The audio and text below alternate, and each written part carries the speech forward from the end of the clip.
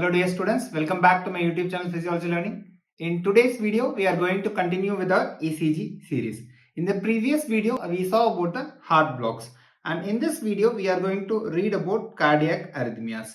So arrhythmias, all of you know that it is the change in the difference in the rate whenever the heart rate becomes too low or too high, it is called as arrhythmia.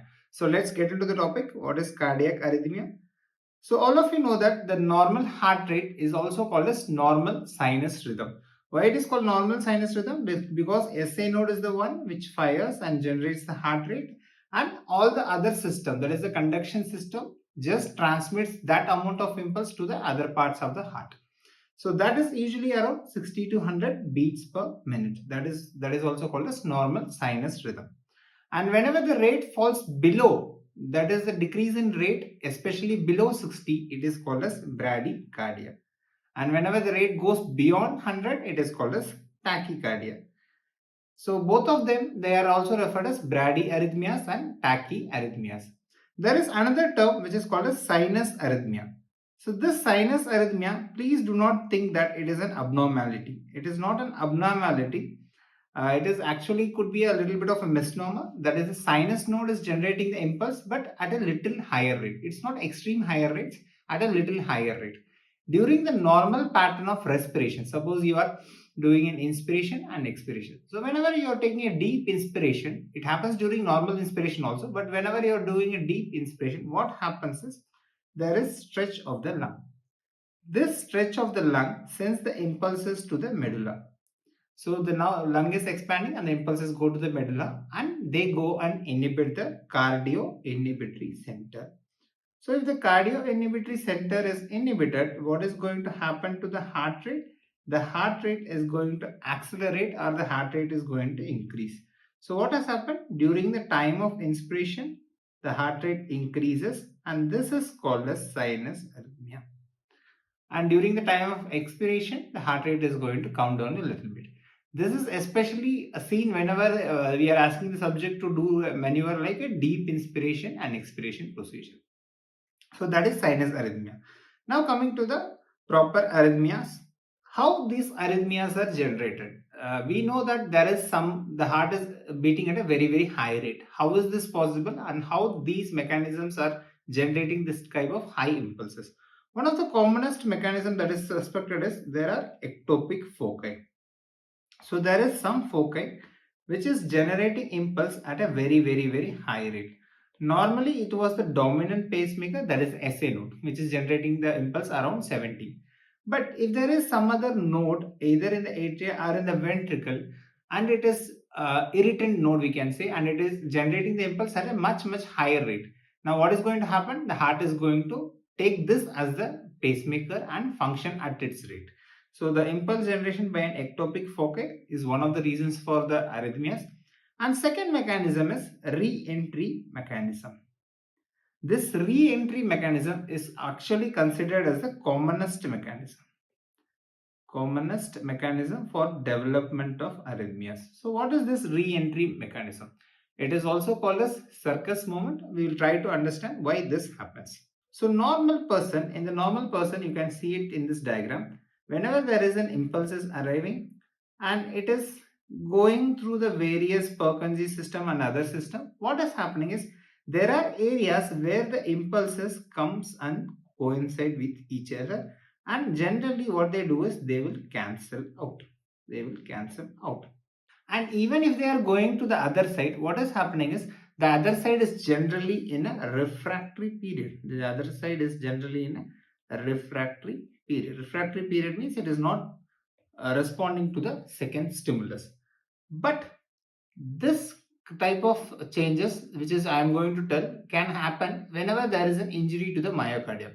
And whenever this injury is recovering, at that time what can happen is this impulse which are going in one direction, they will do a circus movement and generate multiple impulses. So let's see the next diagram. As you can see from here, this is the original impulse which is coming. This can set up a re-entry mechanism. Suppose there is an injury here. Let's consider this point as A. So what will happen? The impulses which are coming here, they are not going to pass on through it and they are going to be inhibited. So the impulse from the other side is going to travel. But right now this injured area, it cannot pass. Why? The injured area is not allowing any type of impulse. But later on, what will happen, whenever this keeps on recovering, during the time of recovery, instead of the impulses which were coming here, that is not allowed, but the impulses which were coming here, they will take a circular motion and enter this way. So what will happen, the impulses which were coming here, they are going back and they are coming again into the pathway. So this region, if there is a region here, what is happening to this region? The original, suppose this is the original impulse, it is coming, it is giving an impulse to this region. At the same time, this impulse has circulated again and it is giving again another type of impulse to this. And if the circular motion is faster, what is going to happen? Suppose, let's assume 72 beats are coming. And let's assume again 72 beats are being circulated and they are also beating it. So this will also add up. So 72 plus 72 will give us around 140 beats per minute. And if the circus motion is faster than this, what can happen? It can take up the heart rate to any number, be it 300, 500, or it can go any number depending upon this circular motion. Here what is happening is the impulse is being recirculated into the system and causing the arrhythmia.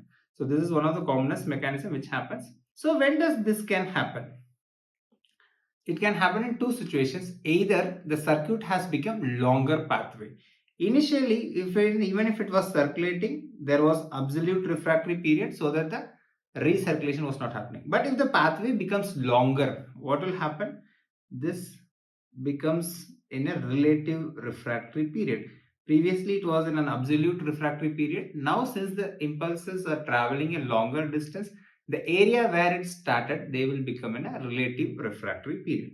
So that is why they can cause impulse to be transmitted. So first process is why this re-entry mechanism is happening, because of a longer pathway. Longer pathway usually generally happens in case of dilated heart. So dilated heart. Second thing is, it can be the smaller pathway but the conduction velocity is slowed. Suppose the pathway is same, but the velocity is decreased. If the velocity is decreased also, then from the absolute refractory period, the area will become in a relative refractory period. So this can happen whenever there is a problem in the Purkinje system blocks, or whenever there is an injury and post-injury there is recovery is happening, leading on to the creation of a longer pathways. So post-MI patients also can develop arrhythmia because of this re-entrant mechanism only. Now let's try to understand what are the different terms used in arrhythmias. So first let's discuss the atrial arrhythmia, which happens in the atria. So general term used is tachycardia, but we are going to see three different terms. One is tachycardia, another one is flutter, another one is fibrillation. So all these are increased heart rate only. Depending upon the number of beats and how they are looking in the ECG, we can classify them into tachycardia, flutter and fibrillation. So the first diagram, whenever the beats, whenever it is usually up to 220, suppose if the cardiac beats go up to 220 beats per minute, then we can call it as atrial tachycardia. And between 220 to 350 beats per minute, we can call it as atrial flutter. And atrial flutter will have a classical appearance, which you can see here. It is looking like a sawtooth appearance. So whenever you look at a sawtooth, it is looking like this. The instrument which is used to cut the trees, that will have the sawtooth. So this appearance is also called as sawtooth appearance. So sawtooth appearance is a classical feature of atrial flutter, not fibrillation. Because in fibrillation, you will not be finding any of the proper P wave itself. There will be slight elevations like this, but not a proper P wave like this. So these waves are called as fibrillatory waves. Fibrillatory waves. So this can go up to 500 also, 350 to 500 or beyond also beats per minute, is called as atrial fibrillation. These are the three terms used: atrial tachycardia, atrial flutter and atrial fibrillation. Now coming to the ventricle, The ventricle also has arrhythmias, and it is called as ventricular tachycardia, and sometimes the ventricular fibrillation can also happen, and there is some other phenomena like a Torsades point is also. So what is this ventricular tachycardia? As you can see here, this is a diagram of ventricular tachycardia, or the image of a ventricular tachycardic patient. As you can see here, the beats are very large, so it's definitely not an atria. Here we are not able to see any of the P wave. Completely there is absence of P wave. Why it is happening is because the ventricular musculature is more powerful and generated depolarization at a higher amplitude. So amplitude is higher and it is generating the amplitude continuously. So this masks the P wave, because at a time, if the altimeter will record the larger waves only. So the ventricular tachycardia waves, you can see only the ventricular depolarization happening continuously. We are not able to see any of the P waves. Then another form of tachycardia that is called as Torsades D point is, what is this is? This is a type of polymorphic ventricular tachycardia. What is this polymorphic is? Here the QRS complex has various different structures. As you can see here, for every single beat the structure is not similar. It is, whereas here in the above diagram it was similar, but in the below one it is happening at a various different polymorphic. The morphology of the QRS complex is very different. So the QRS complex morphology keeps on changing. That is why it's called polymorphic ventricular tachycardia. Here the QRS complex keeps on twisting around the isoelectric line. So if this is the isoelectric line, as you can see here, the QRS complex moves up and down in various fashion around the isoelectric line. That is why this phenomenon is called as Torsades point. Then last one, this is an example of ventricular tachycardia, and after an inbuilt defibrillator is kept.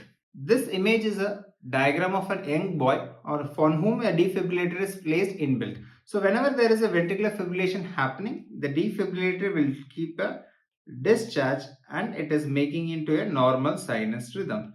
So this is an example of how defibrillators will help to change the rhythm back into the original state.